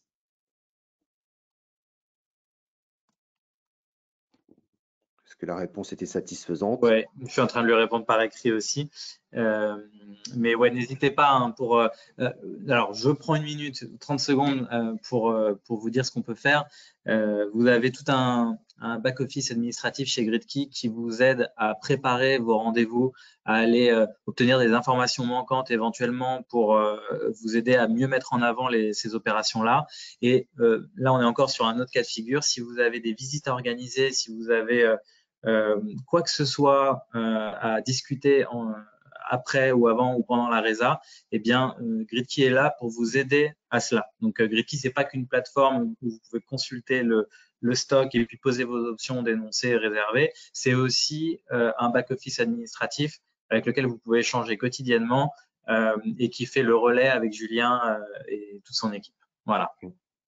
Je me permets quand même de faire un focus sur la question qui a été posée par Laurent, si ma mémoire des prénoms ne me fait pas défaut. Cette notion de visite en résidence, elle est vraiment importante et d'autant plus déterminante dans le contexte. Évidemment, lorsqu'on appréhende la question d'un investissement immobilier locatif, se pose un certain nombre de questions sur des critères financiers, de rendement, d'effet de levier du crédit, de fiscalité qu'on va évoquer. Mais quand on parle d'investissement en résidence service senior, il y a également beaucoup de critères qui sont des critères extra-financiers, qui tournent autour justement de la sérénité, de la sécurité, de la bonne compréhension du concept dans lequel j'investis et donc de la croyance qu'il y a. Ce n'est pas pour rien que si les résidences service senior sont régulièrement intégrées dans des allocations de fonds qui sont labellisées ISR, puisqu'il y a vraiment aujourd'hui, d'un point de vue, comment dirais-je, indicateur de ESG, donc qui sont les indicateurs qui tournent autour de ces notions d'investissement socialement responsable, beaucoup d'éléments extra-financiers. Et là, évidemment, je suis ravi de partager avec vous cette masterclass et de vous donner les grandes lignes de la théorie et de nos convictions. Mais le mieux, vraiment, j'insiste, c'est de visiter pour vous-même déjà les résidences déjà ouvertes et en effet de pouvoir amener vos clients qui sont en phase active de réflexion à venir dans nos résidences pour justement consolider tous ces critères extra-financiers qui sont finalement aujourd'hui beaucoup plus déterminants que le simple TRI que l'on met en bas d'un fichier ou de tout simulateur, tout ceci excellent qu'il soit, bien évidemment, et en premier lieu celui de Gridkey. Je réponds à… Mince, j'ai oublié le nom, la réponse est partie, qui me demandait s'il y avait une assurance loyer impayé. Alors non, justement, c'est le principe des résidences seniors, c'est que vous n'avez pas à souscrire à ce type d'opération puisque par nature, par essence, votre loyer est garanti par Domitis et vous percevez ce loyer, quel que soit X finalement. Alors justement, ça fait peut-être la bonne transition avec ce qui se passe après. Donc, je passe assez vite sur cette slide qui résume finalement que quand on investit dans une résidence senior, on investit d'abord sur la signature et le savoir-faire d'un exploitant professionnel qui va donc gérer la résidence et qui va vraiment être la pierre angulaire centrale dans tout le système. Et évidemment, l'une des particularités, c'est qu'on a beaucoup de lisibilité dans ce qu'on va appeler la répartition des charges entre les investisseurs et Domitis, puisque le loyer versé tous les mois est en plus de ça un loyer net de charges courantes, c'est-à-dire que toutes les charges courantes de frais de syndic et d'entretien de fonctionnement des parties communes sont directement pris en charge et versés par Domitis au syndic. En ce qui s'agit de la taxe et des impôts, la taxe foncière est évidemment à la charge de l'investisseur. Par contre, la taxe d'ordure ménagère et la contribution économique et territoriale, l'ex-taxe professionnelle, est à la charge de Domitis. L'article 605 sur l'entretien courant est à la charge de Domitis et seul l'article 606 reste à la charge des investisseurs et encore uniquement pour la part qui concerne les travaux de grosse réparation des parties communes de l'immeuble, ce qui me permet de rappeler que les espaces de service ne sont pas des parties communes, mais des lots privatifs et donc nécessairement à la charge de Domitis dans le cas présent. Si on devait ensuite faire un espèce de résumé, moi que j'aime bien, qui est un peu provoque, mais qui est fait de façon très amicale, en résumé, quand on investit en résidence service senior Domitis, on a tous les avantages de l'investissement locatif et uniquement les avantages. Donc, on a parlé du loyer mensuel net de charge, du fait qu'il n'y avait pas de charges courantes, qu'il n'y avait donc pas de vacances locatives, ni de frais de gestion et de frais de garantie locative tels que tu l'évoquais, Tristan. Et on va même pousser le bouchon un peu plus loin, puisqu'il n'y a pas besoin d'assurance propriétaire non occupant dans le bail de commercial avec Domitis. C'est l'assurance multirisque professionnelle de Domitis qui couvre par extension également l'assurance propriétaire non occupant du propriétaire bailleur. Alors, j'ai plein de questions, j'adore. Ça veut dire que tout le monde est bien attentif et bien intéressé. J'espère que ça sera suivi de nombreuses résas. Je regroupe les questions sur les loyers. Oui. On nous demande, pourrions-nous avoir un barème des loyers payés par les résidents? Je crois que j'en ai vu une autre sur ce sujet. L'indice de revalorisation des loyers est-il le même que pour les logements traditionnels? Je te laisse répondre à ces deux points. Alors oui, en effet. Un troisième qui découle de ça, c'est aussi quelle est la renta à la fin pour l'investisseur. Alors, ça fait beaucoup de questions. Ça fait beaucoup de questions, mais t'inquiète pas. Vas-y, je te les rappellerai si… C'était la troisième sur le rendement, la deuxième sur l'IRL et la première, c'était sur… Ah oui, les tarifs pour les résidents, c'est ça? Ouais, c'est ça, les barèmes des loyers. Ouais. Alors, on parle pas de loyer pour les résidents, puisque le tarif que paye le résident couvre à la fois l'hébergement et le service. Donc, on parle vraiment d'un tarif. C'est compliqué de répondre parce qu'évidemment, en fonction qu'on est sur une grande ville, une petite ville, une moyenne ville, sur une ville de villégiature ou avec un attrait particulier, ça va évidemment varier d'une résidence et d'une implantation à une autre. Mais globalement, sur un appartement type 2, on est sur des tarifs avec le pack de services de base qui vont commencer entre 1100 et 1300 € par mois à peu près pour le résident dans un appartement de 40-42 mètres carrés. Mais il me semble que si on a le temps de développer le petit focus sur les programmes qu'on a préparés, il y a des exemples chiffrés sur le sujet. En ce qui concerne l'indice de revalorisation, en fait, c'est un principe de couverture en miroir. Dans le bail de sous-location entre Domitis et le résident senior, on est sur l'IRL, donc automatiquement, on est également sur l'IRL entre le propriétaire bailleur et l'exploitant Domitis. Si demain l'indice de référence entre, on va dire, résidentiel devait évoluer, automatiquement il y aurait une évolution en miroir pour justement permettre la bonne couverture économique entre les deux indices de revalorisation. Donc on est bien sur l'indice de revalorisation des logements, donc qui est assez facile à appréhender en ce moment, hein, puisqu'il est plafonné à 3,5. Donc voilà, et surtout ce qui est important, c'est qu'il est, il est déplafonné chez Domitis, puisque 100% de l'indice est répercuté chaque année automatiquement au 1er janvier, sans aucune démarche de proactif de l'investisseur. Et enfin, en termes de rendement, là pareil, c'est une réponse qui est toujours un peu délicate parce qu'à moyenner en fonction justement des différents programmes en cours de commercialisation entre les grandes villes, les petites villes, etc. Mais sachez qu'aujourd'hui, on est sur des rendements moyens qui vont entre 3,85 et 4,15% net de charges courantes, selon les opérations et selon également les typologies de logements que vous allez préconiser. Sachez qu'il y a toujours une prime sur les appartements type 3 qui constituent des budgets d'investissement plus importants et donc forcément des enjeux de commercialisation plus importants aussi pour les opérateurs. Et généralement, vous retrouvez une prime de 0,10 à 0,15 par rapport au rendement moyen sur ces appartements type 3. Je crois que j'ai oublié. Ouais, ça répond bien à la question, Julien. N'hésitez pas, hein, si vous avez besoin de compléments d'informations.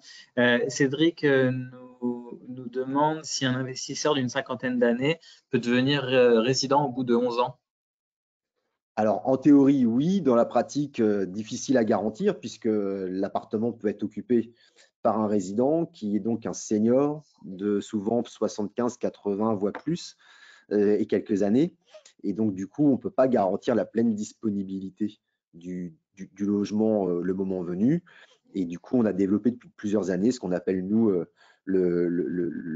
l'offre investisseur ambassadeur qui permet à chaque propriétaire d'un appartement Domitis, d'avoir un droit d'occupation prioritaire pour lui et ses proches, et non pas sur son appartement ni sur la résidence dans laquelle il investit, mais sur l'ensemble du parc Domitis. Et accessoirement, ce programme investisseur ambassadeur permet également aux investisseurs de proposer des tarifs préférentiels pour les séjours courts pour ses proches dans les résidences Domitis, que ce soit en termes de séjour découverte ou de séjour de convalescence. Alors, dans le cas d'une résidence senior… Donc ça c'est un argument c'est une question qui nous est posée très, très souvent et c'est un argument important et qui font partie justement de cette approche un peu extra-financière de l'investissement. Au-delà de valoriser, de développer un capital et d'en tirer des revenus, il y a aussi tout ce que ça couvre derrière et la possibilité pour les investisseurs et leurs proches d'avoir une solution prioritaire en cas de besoin. Je poursuis les questions si tu veux bien. Dans le cadre d'une résidence senior, on peut imaginer une mise aux normes nouvelle. À qui incomberait la charge? Alors, la mise aux normes aujourd'hui, telle qu'on l'envisage, elle est uniquement sur les espaces qui reçoivent du public et donc les espaces de service. Et donc, comme je l'évoquais tout à l'heure, ces espaces de service étant des lots privatifs gérés directement par Domitis, ça serait nécessairement à la charge de Domitis. Si demain, il devait y avoir une imposition de normes sur les logements, je n'ai pas la réponse parce qu'en fait, la question se poserait autant sur les appartements résidence senior que sur l'appartement diffus résidentiel à proprement dit. Ça fait le lien avec la question d'Arthur. Par contre, des provisions pour travaux au bout de 20-30 ans, quand le bâtiment va se détériorer, qu'en est-il? Même réponse. Là, pareil, même réponse, on est sur une copropriété tout à fait classique. Et comme l'a instauré la loi Allure depuis maintenant quelques années, à partir de 5 ans, tous les copropriétaires sont obligés de cotiser obligatoirement à un fonds de réserve pour les grosses réparations pour justement se prémunir de cette échéance qui arrivera à un moment ou un autre, qu'on ne sait pas dater à l'avance, mais qui arrivera à un moment ou un autre. Et là, sur ce point-là, il n'y a pas de différence entre un investissement locatif diffus dans un immeuble résidentiel classique et ce qu'on peut proposer en résidence senior, à un détail près. C'est que du coup, l'exploitant, donc Domitis en l'occurrence ici, en tant que partie prenante sur les espaces de service, a les mêmes, comment dirais-je, participe de la même façon aux charges de copropriété de la résidence. Et donc, automatiquement, on peut s'attendre à ce qu'il y ait justement une gestion un peu plus équilibrée et régulière de la copropriété qui fasse que ça recule la nécessité de faire ces grosses réparations. L'avantage d'une résidence service senior Domitis, contrairement à un immeuble classique en copropriété, c'est qu'on a quelqu'un qui est sur place 24 heures sur 24, 365 jours dans l'année. Je ne veux surtout pas critiquer le fabuleux travail des chargés de copropriété dans les agences d'administration de biens, mais elles ne sont pas 365 jours dans la résidence pour voir comment elle vit et comment elle évolue. Et donc, c'est pour ça aussi qu'on estime qu'en résidence senior, on sera moins sujet à ces grosses réparations par rapport à une copropriété classique. Arthur rebondissait sur les rentas que tu donnais. Oui. Il demande si c'est encore intéressant d'emprunter à des taux environ similaires actuellement, voire plus élevés, pour investir en LMNP. C'est une question absolument centrale et une partie des professionnels du patrimoine et des clients y ont répondu un petit peu par l'extrême, puisqu'on a aujourd'hui une part très conséquente d'investissements qui sont financés comptant, cash, sans crédit. Mais on a toujours une part significative d'investissement à crédit. Et là, en effet, tout est une question d'effet de levier et d'objectifs et de stratégie.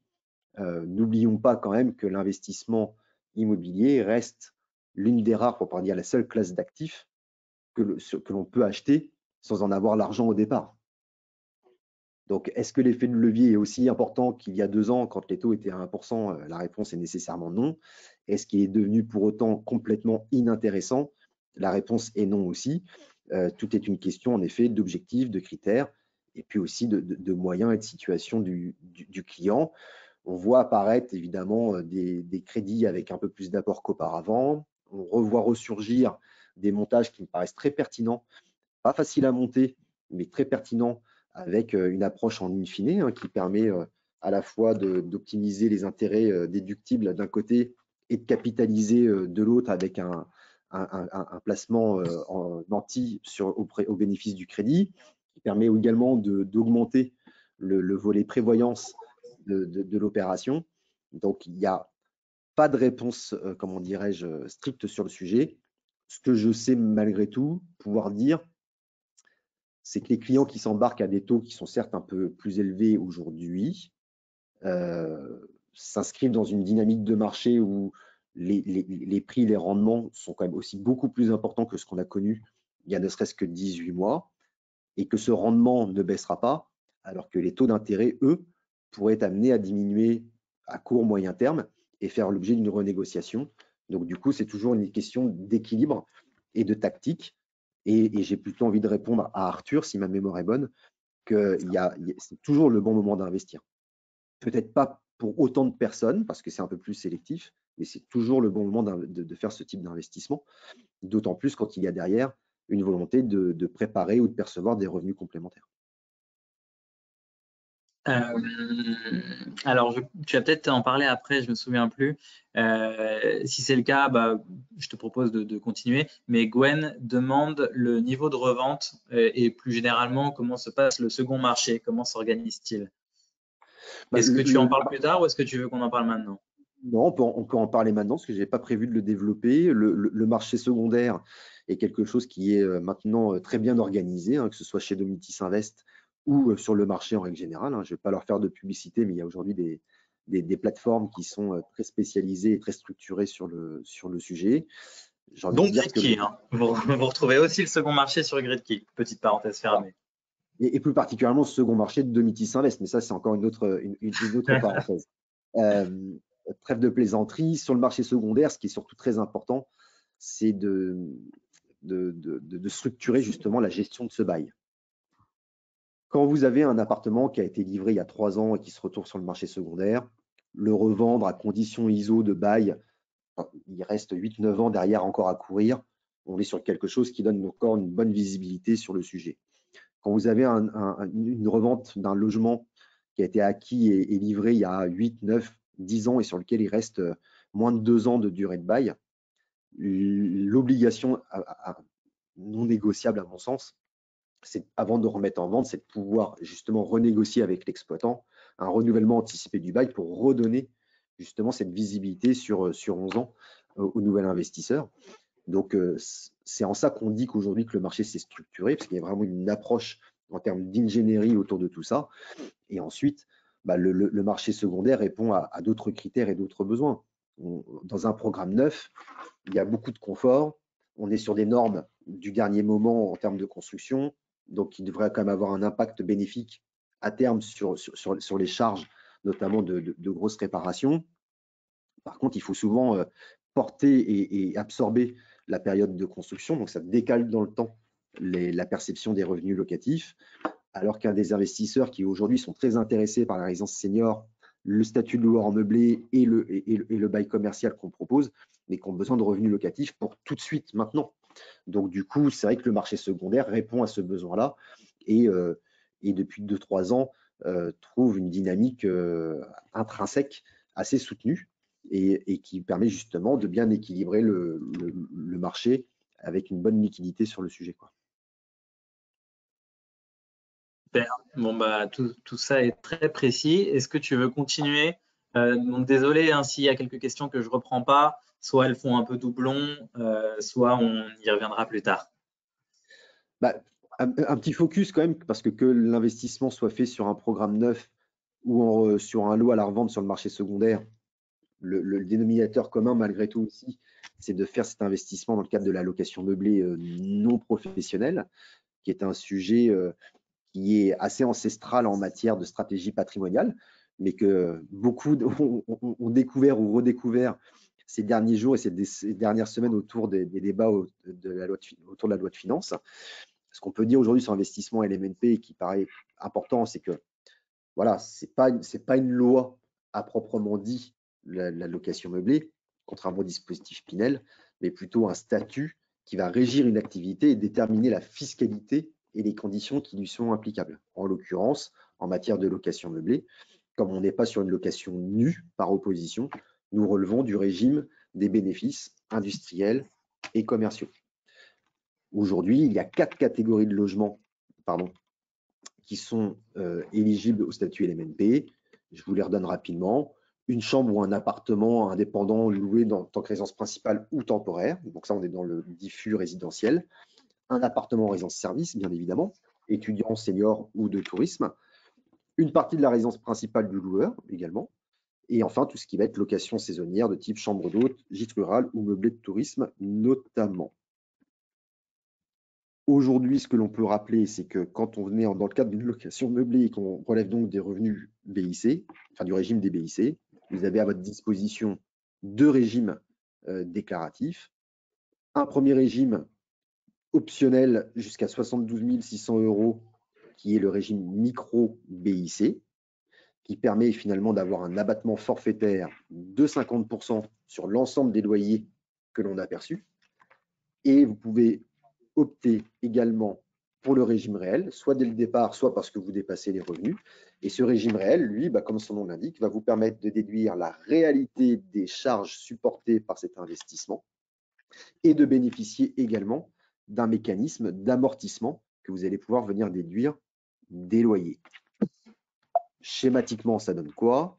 Ça donne la chose suivante. En régime réel, les premières années, on va déclarer un certain nombre de recettes et nous allons pouvoir constater un certain nombre de charges déductibles et constater chaque année également une part d'amortissement qu'on va pouvoir déduire de nos revenus locatifs.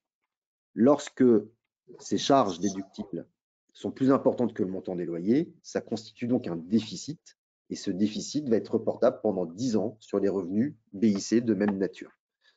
Et les amortissements non utilisés vont être stockés pour être reportés jusqu'à épuisement de ce stock d'amortissement. Ce qui nous permet d'appréhender les années suivantes où on aura peut-être un peu moins de charges déductibles et que les amortissements de l'année ne suffiront pas à équilibrer l'opération d'un point de vue comptable et fiscal. Et donc, c'est à partir de ce moment-là qu'on viendra récupérer une part du déficit reportable qu'on a accumulé, ainsi que les amortissements qu'on a intégrés, qu'on a stockés, et qui vont nous permettre, le plus longtemps possible, d'équilibrer d'un point de vue comptable et fiscal et d'être sur une opération qui ne génère pas de bénéfices imposables à proprement dit.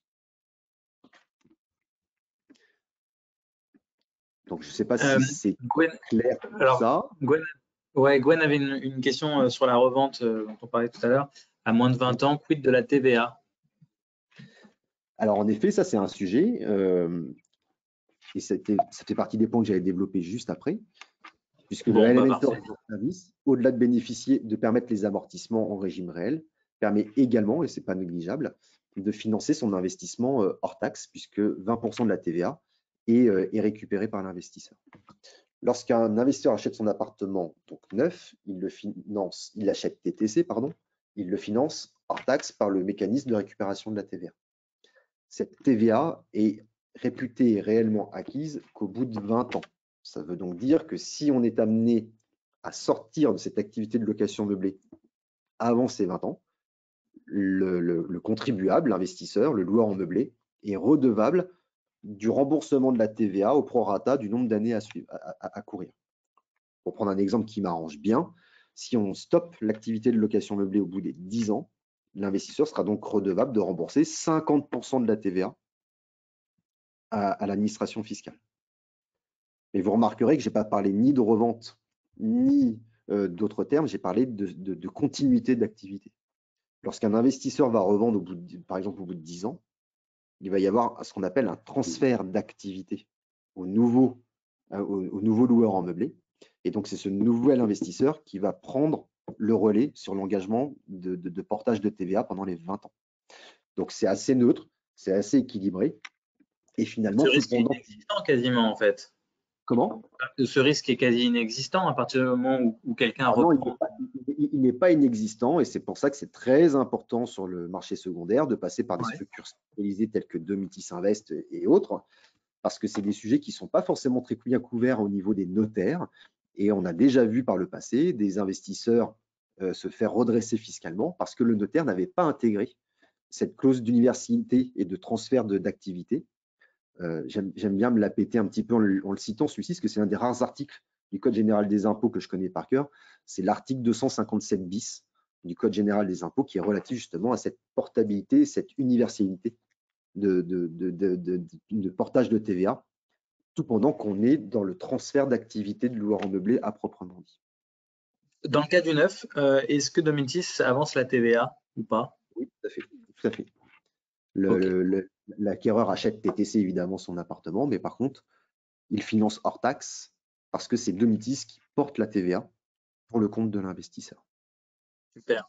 Et j'ai deux questions groupées, Isabelle et Jonathan. Alors, c'est une petite parenthèse sur la compta. Est-ce que vous avez un partenaire comptable qui peut aider en cas d'investissement? À minima, obligatoirement pendant la phase de construction sur les programmes neufs, puisque justement pour pouvoir permettre ce portage de TVA par Domitis et permettre aux clients de financer hors taxe, il y a quand même un mécanisme de gestion comptable assez subtil et qu'il faut être capable de faire de façon industrielle. Et en effet, à minima, pendant cette période de construction, on impose à notre partenaire qui est Imokip, comptabilité en l'occurrence.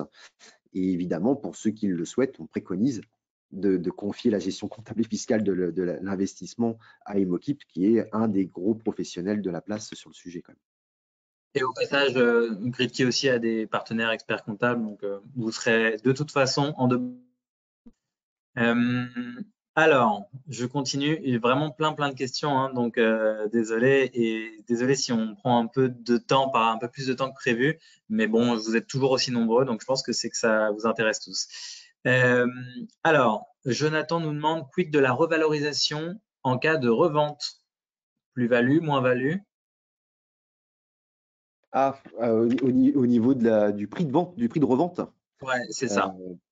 Non, vous savez, en matière d'immobilier géré et notamment résidence senior, on est vraiment sur des actifs dits de rendement. Donc, Je ne dis pas que la plus-value est impossible, mais ce n'est pas forcément l'un des leviers centraux.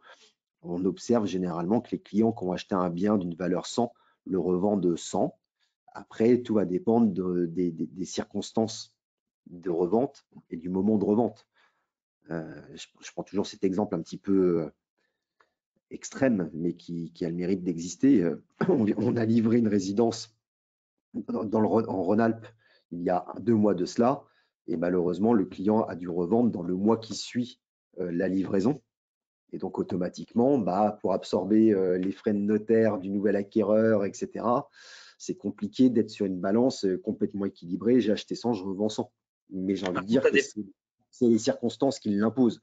Quand on est sur un arbitrage de stratégie patrimoniale moyen-long terme, on est sur ces équilibres de pas de plus-value, mais pas de moins-value. On est sur quelque chose qui est un peu flat dans le temps, mais qui est le J'en propre. profite.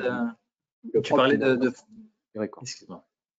Tu parlais de frais de notaire, j'en profite. Tu bénéficies des frais de notaire réduits du neuf lorsque tu achètes une résidence neuve? Oui, tout à fait, c'est exactement ça. On est entre 2 et 2,5 de frais de notaire, on va dire, réduits, contre 7,5 à 8,5 sur de frais classiques dans l'ancien. Donc, si je dois reprendre ce que tu disais, l'investissement en résidence-service ne vise pas forcément l'investisseur qui cherche une plus-value, parce que ce n'est pas l'objectif poursuivi par cet investissement-là. Non, ce n'est pas l'objectif. Alors, quand les clients font une plus-value, il n'y en a pas beaucoup qui se plaignent quelque part. Donc, s'il y a lié, tant mieux. Mais on ne peut pas, comme on dirait l'autre, avoir le beurre et l'argent du beurre. C'est-à-dire que par ce mécanisme de bail commercial, quelque part, c'est un rempart anti-crise et qui permet d'être serein quels que soient les cycles. Donc, quand on est sur des cycles haussiers, on ne prend pas la même hausse que le marché, mais quand on est dans des cycles baissiers, on ne prend pas la même baisse que le marché. Donc, c'est quelque chose qui permet vraiment d'avoir une projection sereine et sécurisée de l'investissement dans le temps, avec des avantages et puis évidemment des inconvénients, si je peux parler ainsi. Je dirais plutôt peut-être des manques à gagner, mais tout est relatif, quoi. Parce que ce qui compte, c'est le remplissage de cette résidence. Et pour le remplissage, il y a d'une part la démographie dont on a parlé tout à l'heure, qui est encore une fois implacable. Et puis la qualité de service que Julien a bien présenté jusque-là. Oui, il y a la qualité de service et puis un autre élément dont il ne faut pas se cacher, qui est aussi la rentabilité économique de l'exploitant. Il y a un petit côté dans les résidences-services et l'immobilier géré, tu t'occupes de rien, je s'occupe de tout, mais encore en faut-il en avoir les moyens. Donc, on a parlé tout à l'heure de la sensibilité prix pour le résident, on a évidemment évoqué la notion de rendement pour l'investisseur, mais si on veut que l'exploitant il ait vraiment les moyens de tenir toutes les promesses qu'il prend vis-à-vis du résident comme de l'investisseur, il faut que ce soit une activité malgré tout rentable pour lui. Et donc, à ce titre, c'est la raison pour laquelle tout le monde est gagnant en termes de sérénité et de sécurité, mais à un moment donné, il faut que la valeur soit partagée entre tout le monde, quoi. Cédric, en cas de prêt, Domitis paie les intérêts intercalaires. En cas de prêt, Domitis paie les intérêts intercalaires. J'adorais pouvoir affirmer ça, mais c'est pas possible. Mais en dehors de quelques, on va dire, opérations de promotion commerciale, d'offres commerciales momentanées, qui est d'ailleurs en vigueur actuellement sur une sélection de nos programmes, où on ne rembourse pas les intérêts intercalaires, mais finalement, on verse des revenus immédiats pendant la période de construction. Non, il n'y a pas de mécanisme comme ça structuré sur le sujet. Okay. Donc, ce n'est pas structuré, mais ça peut ponctuellement arriver en cas d'offre commerciale. Exactement. Et on l'a traité sous forme un peu de revenu immédiat pour tout le monde, parce qu'il n'y a pas, c'était compliqué de dire qu'il y a un avantage pour ceux qui financent à crédit, qu'on prenne en charge les intérêts intercalaires, et que ceux qui financent cash n'aient pas un avantage associé à minima comparatif. Donc, c'est pour ça qu'on l'a traité sous cette forme-là. Mais en effet, c'est comment dirais-je, un kicker commercial qui est assez apprécié par les clients et nos partenaires en règle générale. La résidence sur laquelle tu proposes aujourd'hui alors c'est les intérêts intercalaires, c'était une autre offre que tu décrivais. Ouais, donc l'offre sur les revenus médias, je crois qu'actuellement on la propose sur la résidence de Moulins, qui fait partie des petits focus Qu'on coup de va cœur qu'on voir. présentait tout à l'heure. On le propose aussi sur la résidence de Pont-à-Mousson, qui est un nouveau programme qu'on lance en Moselle entre Nancy et Metz. Et ma mémoire me fait défaut sur le reste, mais c'est des sujets que vous pouvez retrouver sur les différentes supports de communication qu'on peut vous mettre à disposition. Super. Quelle fourchette de prix dans le neuf? À la fourchette de prix aujourd'hui, on propose des appartements type 1 à peu près aux alentours de 125 000, 130 000 euros, meublés hors taxe pour le à partir 2. Pour la fourchette haute, j'ai envie de dire qu'il n'y a pas de limite, hein. Si vous avez un client qui peut en prendre plusieurs, on ne négocie pas. Mais sachez que le budget moyen d'investissement pour un appartement type 2 va se situer entre 165 000 et 190 000 euros hors taxe, selon la taille de la ville et de l'agglomération sur laquelle on développe la résidence. Est-ce que la gestion des espaces verts sera à la charge de l'investisseur ou de l'exploitant? Donc, je te laisse répéter sur ce.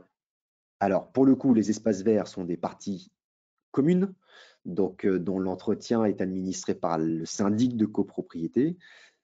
C'est donc couvert dans les charges de copropriété, mais pour le coup, comme je le précisais, et c'est remarqué dans le carré à gauche là, les loyers versés par Domitis sont nets de charges courantes, donc toutes les charges d'espaces verts sont déjà payées au syndic avant même que l'investisseur touche son loyer tous les mois. Comment les baux sont-ils renégociés après les 11 ans avec le même rendement ou à la baisse? Alors, ce qui est important de dire, c'est que les baux sont déjà proposés sur un renouvellement de 11 ans ferme, comme je l'évoquais tout à l'heure. Et il est généralement demandé pour justement accompagner ce nouveau cycle et ce nouvel engagement de longue durée, de participer économiquement, soit sous une forme de renouvellement partiel des meubles, soit sous une forme de léger ajustement du loyer, mais qui permet malgré tout de conserver un rendement attractif et compétitif pour repartir sur les 11 prochaines années, et sans compter évidemment les indices de revalorisation qui vont s'appliquer successivement pendant toute la durée du bail. On peut continuer. C'est pour nous un sujet et un enjeu important, la question du renouvellement du bail, parce que le premier objectif, c'est évidemment que les baux soient renouvelés, et c'est quelque chose qui était assez confidentiel jusqu'à présent, mais avec notre développement, on commence à avoir un certain nombre de résidences qui sont concernées par le renouvellement, et on ne va pas se mentir, par le passé, certains opérateurs dans d'autres concepts de résidence gérée ont eu des comportements un peu brutaux, on va dire, en matière de renouvellement. Et on sait qu'il y a un peu pas d'idées reçues, mais quand même un peu d'amalgame sur tout ça. Et donc, j'aime à répéter que nous, l'objectif en termes de renouvellement, c'est avant tout de renouveler. Donc ça, c'est le premier point. Évidemment, il faut être, encore une fois, très vigilant à cet équilibre économique entre toutes les parties, mais que le but du jeu est en effet pouvoir de se projeter sur une nouvelle période longue de 11 ans dans des conditions assez similaires à celles que vous avez connues sur les 11 premières années. Alors oui, Gwen, quand un investisseur souhaite acheter, il a effectivement des tableaux financiers, en tout cas avec Gridkey, mais j'imagine avec Domitis aussi, un tableau d'amortissement type ou une des charges. Tout ça, il le retrouve effectivement sur la durée que vous, en tant que conseiller, vous souhaitez lui montrer. En tout cas, pour nous, chez Gridkey, c'est comme ça qu'on propose de présenter les tableaux financiers. Vous pouvez le mettre sur la durée que vous voulez et vous voyez chaque année quel est l'effort d'épargne, quel est le rendement, la liste des charges, voilà, qui vous incombe ou incombe au gestionnaire. Il est difficile de tout prévoir dans une simulation. Ce qu'il faut, c'est être sincère et juste. Peu d'entre nous avaient intégré dans nos simulations qu'en 2022 et en 2023, les loyers seraient revalorisés de 3,5%. Par ailleurs, ça compense qu'une partie de l'inflation qu'il y a eu sur un certain nombre de villes au niveau de la taxe foncière. Donc, il est difficile aujourd'hui de graver dans le marbre des données sur les 10, 15, 20 prochaines années. Il faut être juste et surtout, il faut expliquer justement les mécanismes sous-jacents qui vont faire vivre l'investissement. pour permettre de se projeter, encore une fois, le plus sereinement possible dans l'investissement autour de valeurs et de critères qui plaisent bien à vos clients en règle générale. Je te laisse continuer. Alors, qu'est-ce qu'on avait prévu de dire ensuite? Une synthèse, finalement, qui résume une partie de ce que j'étais en train de dire. Voilà, l'investissement en résidence senior. Évidemment, il y a toutes ces questions en termes de simulation et d'éléments financiers à proprement dit. Mais tout ce qu'on vient de se dire ce matin se résume autour d'une affirmation, c'est que l'investissement en résidence senior, c'est avant tout une valeur refuge. Une valeur refuge qui résiste à toutes les crises, parce qu'il y a une profondeur de marché, justement, pardon, j'ai un petit peu zappé sur la manette, il y a une profondeur de marché qui est indiscutable, qui couvre et qui répond à un véritable enjeu sociétal absolument majeur pour l'avenir de notre société et qui permet en plus de bénéficier d'un rendement locatif sécurisé, attractif, sans souci de gestion, avec, grâce au mécanisme de la location meublée, des loyers peu ou pas imposables qui sont versés tous les mois et qui sont revalorisés chaque année sur 100% de l'indice IRL. Donc évidemment, je ne suis pas objectif quand je vous parle de l'investissement en résidence senior. Pour moi, c'est le meilleur produit du monde. Mais en prenant un peu de recul et en faisant un pas de côté, ça ne répond pas aux critères de tous les profils investisseurs. Cependant, quand on fait le ratio du couple rendement-risque extrêmement équilibré et de sa faculté extrêmement résiliente, on a les atouts et les arguments d'une valeur refuge qui correspondent aujourd'hui aux critères de la très grande majorité des épargnants français qui souhaitent faire de l'investissement locatif. Super. Voilà pour la synthèse et finalement ce que j'aimerais qu'on puisse retenir de cette grosse heure de masterclass qu'on a passé ensemble. Et ensuite, à titre d'exemple, voilà, on vous a présélectionné 2 exemples de programmes en cours de commercialisation. Le premier à Roubaix, pour illustrer ce qu'on est capable de faire dans des grandes villes, grandes agglos, puisque Roubaix, pour ceux qui ne connaissent pas ou peu, c'est donc la 2e plus grande agglomération des départements, enfin des Hauts-de-France. Donc vraiment une grosse ville. Avec un certain nombre d'attraits intrinsèques, surtout évidemment un contexte démographique qui est très proche de ce qu'on a développé en introduction d'un point de vue macro et national, avec une problématique également en termes d'offres existantes, c'est qu'on est en plus sur une offre existante qui est relativement chère. Vous voyez que sur Roubaix, on est sur un budget mensuel minimum moyen hors prestations médicales dans une maison de retraite de 1 830 €. Là où notre appartement type 2 affichera un prix à partir de, alors c'est à partir de, je le précise bien, d'à peu près 1 211, 1 250 € en fonction des tarifs qui seront appliqués au moment de l'ouverture de la résidence. Donc sur Roubaix, on est vraiment dans l'hypercentre de Roubaix, dans ce qu'ils appellent même localement le triangle d'or. Alors je ne suis pas le local de l'étape, donc je vais être assez prudent par rapport à cette affirmation. Et c'est quelque chose que notamment nos partenaires sur place nous ont beaucoup exprimé. Donc vous voyez, on est dans un environnement extrêmement urbain qui offre la possibilité, je ne sais pas si vous l'avez vu sur la slide d'avant, d'être à proximité immédiate notamment du centre hospitalier de Roubaix, d'avoir un certain nombre de commerces à proximité et d'être finalement connecté rapidement à l'hypercentre de l'agglomération et de la ville de Roubaix. Voilà plusieurs vues d'intégration de l'opération, avec évidemment un traitement architectural qui s'adapte aux prescriptions locales, on va dire, ça. Avec évidemment à l'intérieur de la résidence un principe de patio et d'espace vert pour justement participer à cette vie dedans, dehors. Les espaces de service à proprement dit, et donc du coup un certain nombre d'informations sur les budgets d'investissement. Donc là, vous voyez, je vous parlais tout à l'heure d'un type 2 en moyenne entre 165 et 190 000 meublés hors taxes. Sur Roubaix, on est plutôt sur la moyenne un peu supérieure. On est quand même sur une grosse ville. Et vous voyez, sur Roubaix, on est sur un 3,85% de rendement net de charges courantes sur le prix meublé hors taxes. On est sur une opération un peu atypique en termes de planification, puisque vous voyez, c'est un permis qu'on a obtenu en mai 2021, mais qui a fait l'objet d'un petit recours au niveau de nos voisins de l'opération. et qui a donc été retravaillé, qui a été purgé en février 2022, qui nous a permis justement de retravailler un peu l'opération. Et donc, c'est un programme sur lequel je suis en mesure de vous annoncer le démarrage des travaux d'ici la fin de cette année. Donc, on est sur un programme qui est donc actable, ce qui est donc très intéressant pour vos clients et accessoirement pas inintéressant pour vous et le développement de votre chiffre d'affaires. Et enfin, deuxième programme en cours de commercialisation, qui est clairement le programme coup de cœur actuellement chez Domitis Invest. Là, on se balade dans l'Allier et plus particulièrement dans la préfecture de l'Allier à Moulins. Donc, on est plutôt sur une moyenne ville.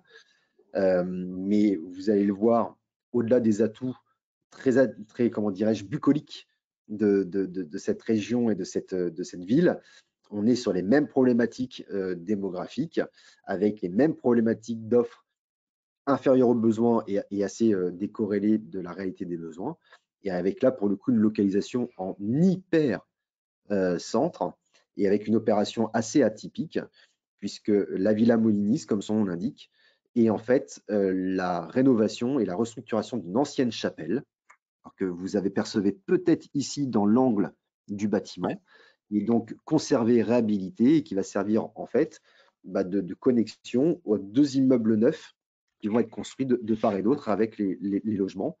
Donc, au-delà de répondre aux besoins des seniors, c'est aussi une opération qui participe, on va dire, à la sauvegarde et à l'entretien du patrimoine historique.